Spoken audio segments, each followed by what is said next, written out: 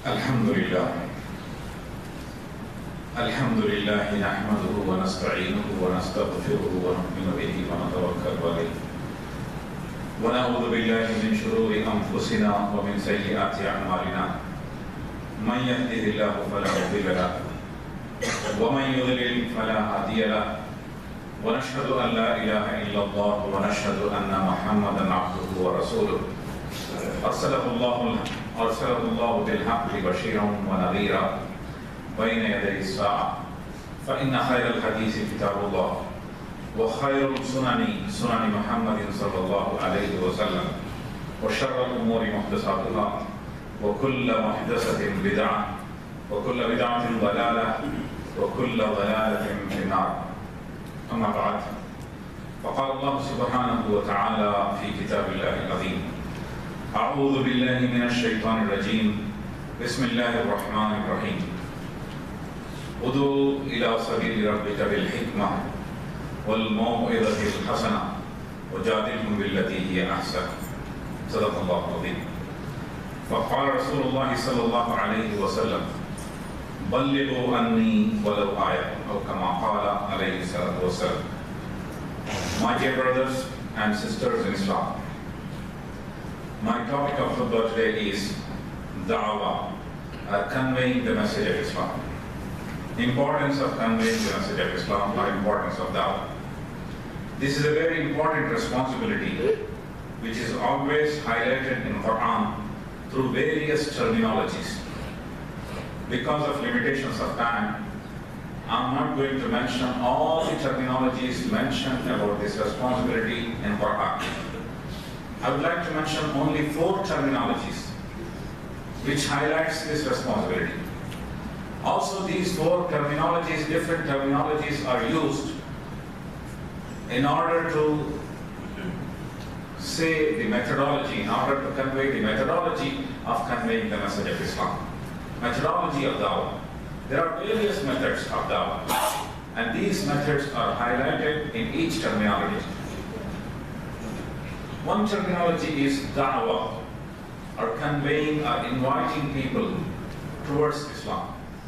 Allah Tabarak wa Ta'ala says, "Ud'u ila sabili rabbika bil hikmah wal maw'idati al hasana wajadilhum billati hiya ahsan." You invite people towards the path of your Lord bil hikmah, with wisdom, and maw'idati al hasana, and beautiful admonition. وَجَادِلْهُمْ بِالَّتِي هِيَ أَحْسَنُ, and arrange a dialogue and discussion with them in a beautiful manner. Here you can see the word Dawah is used. Dawah means inviting people through various means, giving invitation to them, come and listen and see and understand this message. This kind of invitation has to be given. How it has to be given, this is also clarified. It has to be given with wisdom. And what is wisdom? Wisdom varies according to the circumstances, according to the situation, and according to, based upon the addressees to whom you are addressing. And the situations and so, backgrounds and so many other things, wisdom changes. You as an intelligent human being, a person who has responsibility, knows what should be the wisdom utilized for this occasion or these circumstances, or in this situation, or in a particular society. So various kinds of wisdom can be used to convey the message and invite people towards the way of Allah subhanahu wa ta'ala. And also when you are advising people, when we are giving admonition, it should be beautiful. Prophet Muhammad sallallahu alayhi wa sallam, whenever he used to send his people to convey the message of Islam, he used to give them a beautiful advice. He used to tell them, "Bashiru wa la tunaffiru, yassiru wa la tunaffiru, wa la tu'assiru." It means, Bashiru means give glad tidings. When you can convey the message, give so many glad tidings. What are the good things in it? What are the benefits in it? Wa la tunaffiru, do not create hatred. When you are giving message, let them not hate you. Let them not think that this is a burden or this is a compulsion given to them. Let them understand it, let them feel that it is something, a good message or a glad tidings given to them. Yassiru, and when you are presenting, present it as a beautiful, practicable, simple religion, a simple way of life. And وَلَا تُعَسِّرُوا. Do not introduce it in such a way that people may think that it's a very difficult one. It is not practicable, and we cannot implement in our life. We cannot practice it in our life. This kind of message you do not have to give. When you present Islam or you present your message, present it in a beautiful way and give glad tidings to people. Do not create hatred in them, and present it in a beautiful way that people think that it's an easy and practicable message to be followed, and do not present it in a way people may think that it's a very difficult thing to be practiced. So this is the method you have to use. So when you are giving admonition, it should be beautiful. Also, when you conduct dialogues or discussion with people, the intention is to convince them. Intention is to convey the message. Intention is to make them feel that this is really a beautiful message and this should be applicable to me. This is the method of, or this is the objective of making discussions or conducting discussions or dialogues. The objective of conducting discussion and dialogue should not be to defeat the opponents. You may be able to defeat the opponents because your message is strong. You have so many bases to provide you have so many evidences to provide to confirm that your message is a message of truth. In spite of that, your objective should not be to defeat your opponent, but in order to convince them, to make them understand and let them feel that it's a beautiful message. So here the word invitation or dawah is used. This is one of the methodologies. You can invite them through various means beautifully and by using wisdom. This is one of the methodology you can use to convey this message. Another terminology used in Quran is shahadat al-nas, or witnessing unto mankind. What is witnessing unto mankind? Allah Ta'ala says, وَكَذَلِكَ جَعَلْنَاكُمْ أُمَّةً وَسَطًا. And thus we have created you as a moderate community, as an intermediary community. Muslims are moderate people. They are not extremists. They don't have any kinds of extremism in whatsoever, in whatever aspect of their life. Their thinking, their practice, they don't have any kind of extremism. They are moderate community. Islam is a moderate religion. And we have made you a moderate community. And what is your responsibility? وَكَذَلِكَ جَعَلْنَاكُمْ أُمَّةً وَسَطًا لِتَكُونُوا شُهَدَاءَ عَلَى النَّاسِ وَيَكُونَ الرَّسُولُ عَلَيْكُمْ شَهِيدًا. So that let you witness towards humanity. Witness unto mankind is your responsibility. As Prophet Muhammad sallallahu alaihi wasallam witnessed the truth for you. Prophet Muhammad sallallahu alaihi wasallam, how he witnessed the truth, how he conveyed this message? Through his practice, through his actions, through becoming a role model.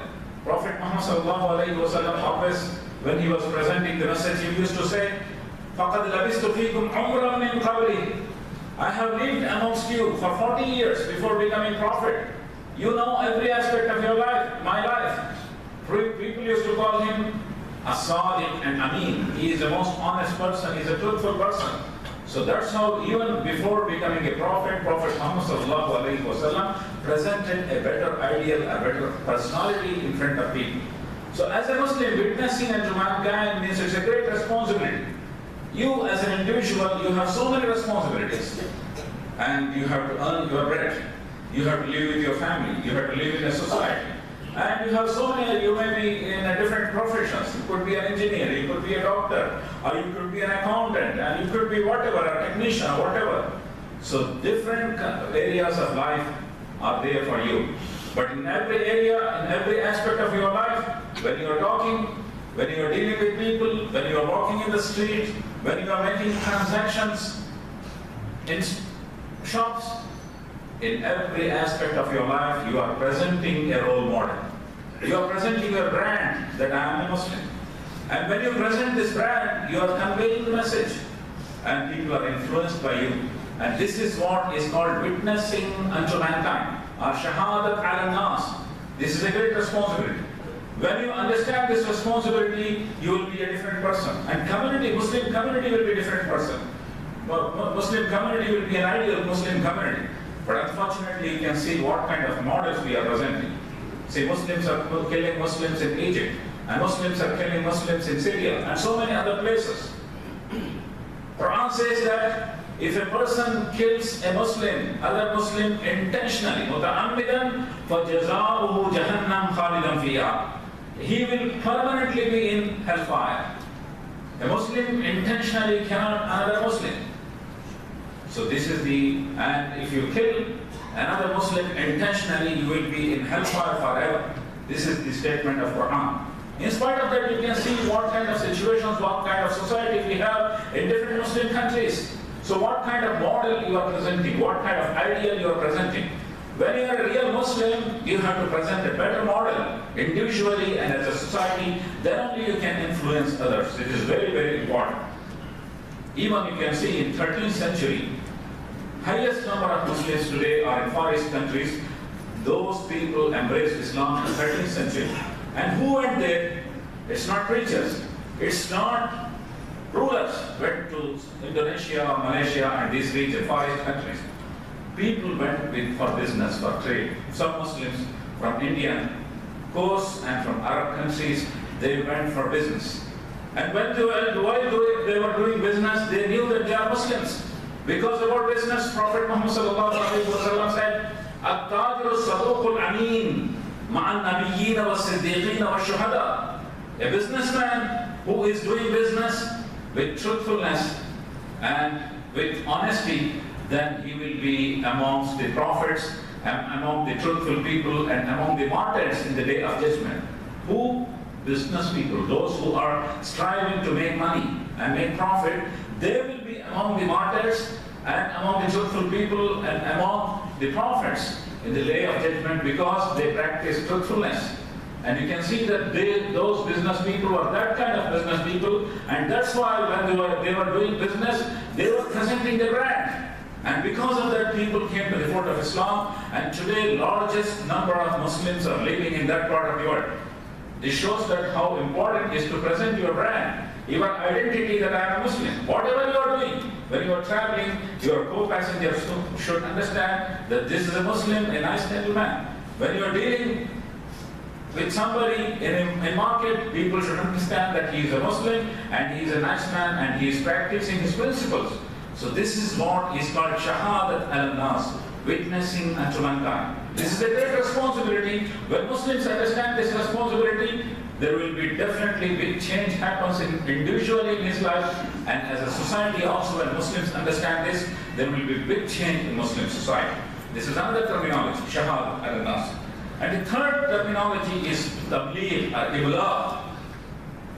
Allah Tabaraka wa Ta'ala says, "Balligh ma unzila ilayka min rabbik, wa illa taf'al fama ballaghta risalata." Convey, O Prophet Muhammad sallallahu alayhi wa sallam, what has been revealed to you. And if you are not conveying, you are not fulfilling the responsibility of prophethood. Wallahu yasimuka min an-nas, and Allah Tabaraka wa Ta'ala will protect you from evil of the people if you convey. And the word here is balligh. And today, balligh means communicate.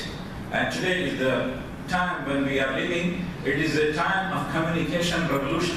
A lot of people say that today, now it's a very bad age, very bad time we are living. A lot of evil things are there in society. If you want to see evil, if you want to practice evil, if you want to learn evil, of course this is a bad time, and there are a lot of evils and a lot of bad things in your society. But I would say that if you have a positive outlook, this age in which we are living is one of the best times. Because if you want to learn something, there are a lot of opportunities. So many medias. Abdul Qadir Jilani, when you hear about him, when you learn about him, you can understand that he traveled a very long distance, and his mother sent him to a very long distance for learning, to find his ustad, for find his teacher. Today, this is not the situation. Even without the teacher, you can learn so many things through internet, through our mobile telephones. If you want to read tafsir, you can buy a mobile telephone, smartphone, you can read a tafsir there. You can verify, you can check so many other things. Of course, there is importance of ustad even today. Teacher is very, very important. But teacher is not inevitable in today's life. You can see that you can learn so many things through internet, through mobile telephones, through various kinds of media. So many things are available. Meanwhile, there are efforts to distort the image of Islam. Every day there are more than 200 books written against Islam. Dillon Poston has produced so many cartoons against Prophet Muhammad, peace be upon him. And people are producing films against Prophet Muhammad sallallahu alaihi wasallam. And to distort the image of Islam, every effort is done and every no leaf is left unturned. So this is people do every effort to distort the image of Islam. So that's why it's our responsibility to use all kinds of medium of communications. Prophet Muhammad sallallahu alaihi wasallam, he used the best medium of communications available in his lifetime. For example, during his lifetime, one of the medium was to climb in a mountain and to say, Ya Sabaha, the calamity of the early morning, and people used to gather, then they used to convey the message. This was the relevant tradition of conveying the message and communication. That was the medium at that time. Prophet Muhammad sallallahu alaihi wasallam used that media and he conveyed the message of life hereafter. That's why it is necessary that whatever means are available, TV, video, radio, and internet, YouTube, mobile telephones. Very recently, Zakir Naik, he brought a Peace Mobile. Its Android technology is used in order to, you can use Peace Mobile and you can learn so many things and meanwhile you can communicate. So these are the efforts to communicate your message. So Balligh means communicate your message. And if you are communicating, Wallahu ya'simuka minan nas, Allah tabarak wa ta'ala will protect you from evil of the people. When people produce a film against Prophet Muhammad, peace be upon him, or cartoon against, produce cartoons against Prophet Muhammad, peace be upon him, there will be reactions. People protest against it, people do so many other things. That's an instantaneous reaction. You can do reactions, but reaction is not the only remedy. There should be response. Reaction is a very immediate reaction, whereas response is a thoughtful response. Thoughtful response means you produce better films, you produce better material in the internet, you produce so many other things in the internet and use the medium of communication and convey the message. Only then Allah tabarak wa ta'ala will protect you from evils of the people. So this is the third terminology which says tabligh or iblagh means communication is very, very important to convey the message of Islam. And the fourth terminology is amr bil ma'roof wa nahi anil munkar. Allah tabarak wa ta'ala says, Kuntum khayra ummatin ukhrijat linnas. You are the best community, reward for the mankind. The whole mankind, you should have a concern towards all mankind. If you see in the history of prophets, every prophet was very much concerned about the social problems. For example, during the time of Salih alayhi salatu wasalam, there was a social problem that people used to build big, big houses, whereas a lot of people were in a severe poverty. So he raised voice against. As a prophet, he raised voice against this atrocity and this disorder in society. And you can see during the time of Lut alayhi salatu wasalam, there were gays and lesbians at that time. And Lut alayhi salatu wasalam raised voice against that. Today, at the same time, you can see that gay rights and these same-sex marriages are becoming very popular. Every country is discussing these issues. And people are considered as a progressive people when they support same-sex marriages. This is the situation, this is the time where we are living. During the time of Lut alayhi salatu wasalam, this was common, and Lut alayhi salatu wasalam raised voice against it. And during the time of Shu'aib alayhi salatu wasalam, you can see people were making a lot of errors while weighing in scales. And this malpractice was very, very common. Shu'aib alayhi salatu wasalam, he raised voice against it. Musa alayhi salatu wasalam, what was his mission? His mission was to emancipate Bani Israel from the slavery of the Fir'aun. Slavery was common and he made Bani Israel his slaves and he wanted to emancipate them from the slavery of Musa, from the slavery of Fir'aun. So that was a timely problem. Every relevant social issue is very relevant to Muslims. Every relevant social issue is very relevant for our dawah to convey the message. So today, we cannot be aloof from our society. Whatever problems are there in a society, we should be concerned about it. That's why he said, Kuntum khayra ummatin ukhrijat linnas. You are the best of the community and you care for the people and you are brought up for the people and you should have a great concern towards social problems. Ta'muruna bil ma'rufi wa tanhauna 'anil munkar, and you enjoin what is good and forbid what is in order instructing people. When you want to instruct and enjoin, you should be in a position of authority. And without authority, you cannot enjoin people. As a Muslims, if you see the history of Prophet Muhammad sallallahu alaihi wasallam, he supplicated for giving an authority. رَبِّ ادْخِلْنِي مُدْخَلَ صِدْقٍ وَأَخْرِجْنِي مُخْرَجَ صِدْقٍ وَاجْعَلْنِي مِنْ لَدُنْكَ سُلْطَانًا نَصِيرًا. When he was going out for Medina, he said, "O Allah Tabarak wa Ta'ala, take me out from the city of Makkah with truth, and make me enter into the city of Medina with truth. And from among yourself, as a support, give me an authority." Prophet Muhammad sallallahu alaihi wasallam sought for an authority, and seeking for an authority, striving to get for an authority, and striving to get a position where you have more authority is part of dawah, is part of the responsibility of Muslims. So it is again very much important that you should convey your message with authority, and you should strive to get the position of authority. Only then you can enjoin good to the people, and forbidding people without authority is impossible. How can you forbid anybody from evils when you don't have authority? So it is very important that you should strive to get authority. This is also part of dawah. So you can understand that conveying the message is not just giving the books. Of course, giving books is also part of it, or distributing literature, that's also part of it. But that's not the only thing you can do. So many aspects are there. I have mentioned 4 terminologies. It gives us 4 methodologies. There are so many other terminologies used in Quran. It shows that it's very important that we have to convey the message. And also you can see that for a big advantage for us, that the concept of Islam, take any concept of Islam, which is a universal concept, and you can convey this message without any hesitation. And take the major religions of any major religion of the world. Their message is very confined. They have a lot of limitations. For example, one of the major religions is Christianity. How they present the concept of God?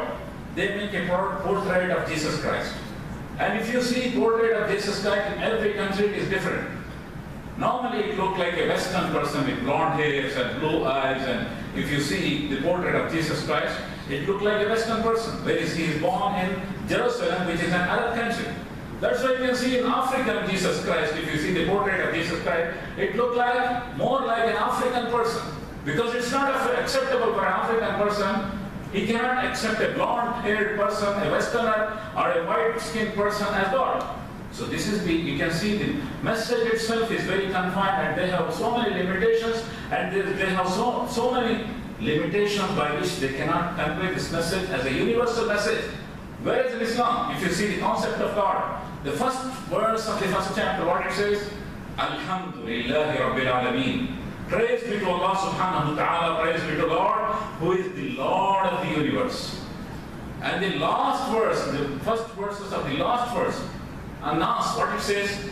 قُلْ أَعُوذُ بِرَبِّ النَّاسِ مَلِكِ النَّاسِ إِلَهِ النَّاسِ.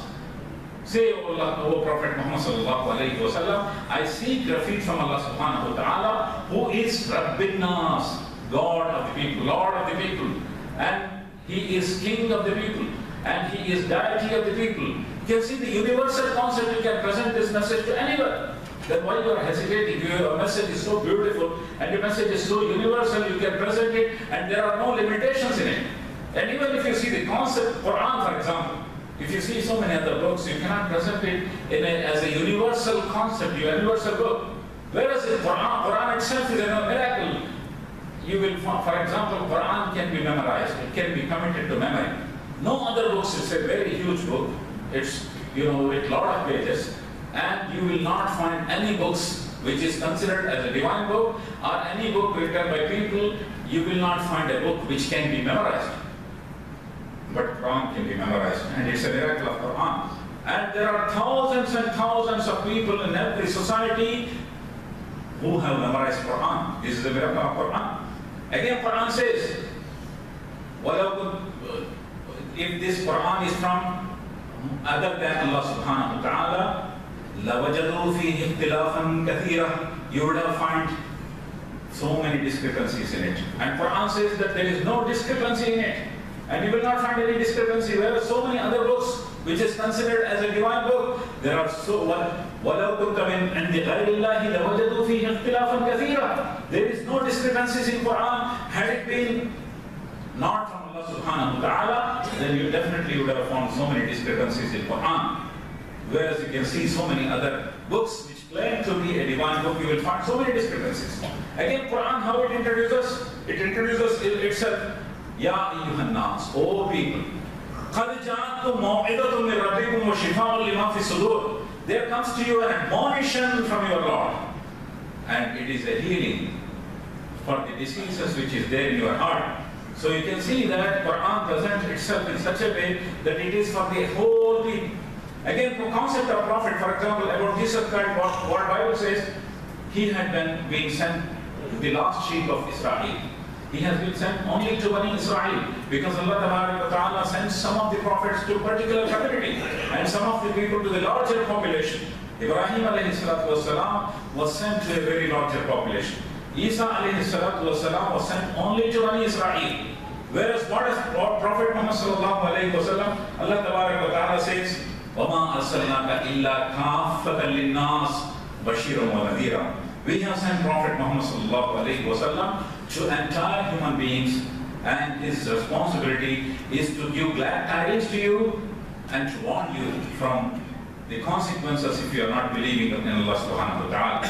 So you can see the universal concept is there in Islam. There are no demerits. So without hesitation, you can convey the message of Islam. So what is more important is to have an urge, a commitment, an interest to convey this message. And this is the great Prophet Muhammad sallallahu alaihi wasallam. He had a great urge to convey this message. You can find it by various examples of Prophet Muhammad sallallahu alaihi wasallam. Once Prophet Muhammad sallallahu alaihi wasallam, he used to ask some people to read the Quran for him. Abdullah bin Mas'ud radiyallahu ta'ala, he was a beautiful reciter. Once he was asking Abdullah bin Mas'ud radiyallahu ta'ala to recite Quran for me, and he was reciting. When he came to the verse which says, فَكَيْفَ إِذَا جِئْنَا مِنْ كُلِّ أُمَّةٍ بِشَهِيدٍ وَجِئْنَا بِكَ عَلَىٰ هَؤُلَاءِ شَهِيدًا. Imagine the situation when witnesses are called from every community, and you, O Prophet Muhammad sallallahu alaihi wasallam, will be produced as a witness to testify that you have conveyed this message. When he was reading this verse, Prophet Muhammad sallallahu alaihi wasallam said, stop. And when Abdullah bin Mas'ud radiyallahu ta'ala looked towards the face of Prophet Muhammad sallallahu alaihi wasallam, tears were rolling down in his cheeks. He was worried, he was concerned about his responsibility. That's why even in his last sermon, when he said, Isma'u qawli, listen to me, I may not be there next time for you to convey this message to a large gathering like this. In that gathering, Hajjatul Wida, at the last sermon of Prophet Muhammad sallallahu alaihi wasallam, he was conveying the message and he said, Allah al-Ballah, whether I have conveyed my message to you or not. Normally the answer of people used to say, Allah wa Rasuluhu a'lam. Allah knows and His Prophet knows. But this time, they did not answer this way. Large number of the people gave an answer which was spontaneous answer. They said, نَشْهَدُ أَنَّكَ قَدْ بَلَّغْتَ وَأَدَّيْتَ وَنَسَكْتَ. We testify that you have conveyed your message, you have fulfilled your responsibility, and you have conveyed your message to us. This was the answer. And Prophet Muhammad sallallahu alaihi wasallam said, Allahumma ashhad, O Allah tabarak wa ta'ala, you are the witness, I have conveyed this message. Then he said, فَلْيُبَلِّغِ الشَّاهِدِ الْغَائِبِ. Those who are present here, it is 125,000 people, largest gathering during the time of Prophet Muhammad sallallahu alaihi wasallam. He said, your responsibility to carry this message to the people who are not here, and to the generations who are not born yet.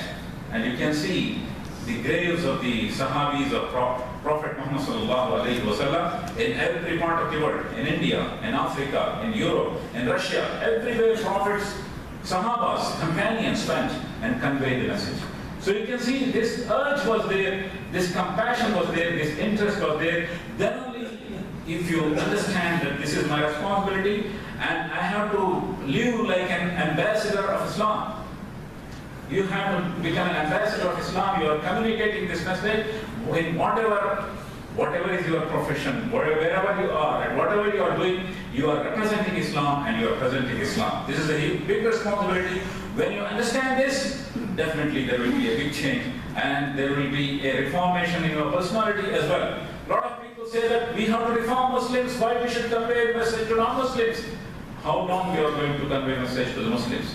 10 years, 15 years, 20 years, 30 years, 100 years?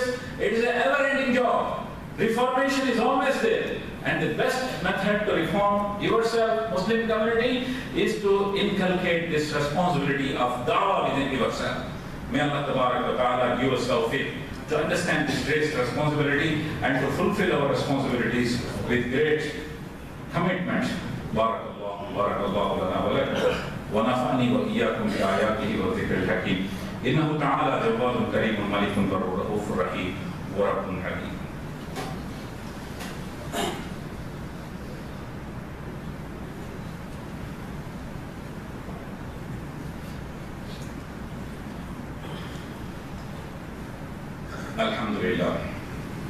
Alhamdulillah Rabbil Alameen. As-salatu was-salamu ala rasulih ameen wa ala alihi wa ashabihi tahirin amma ba'd. Faqala Allah subhanahu wa ta'ala fi kitabillahi al-azim. A'udhu billahi minash shaitanir rajim. Bismillahir rahmanir rahim. Inna Allaha wa malaikatahu yusalluna 'alan nabi. Ya ayyuhalladhina amanu sallu 'alayhi wa sallimu taslima. Allahumma salli ala sayyidina Muhammadin bi adadi man salla wa sa'a.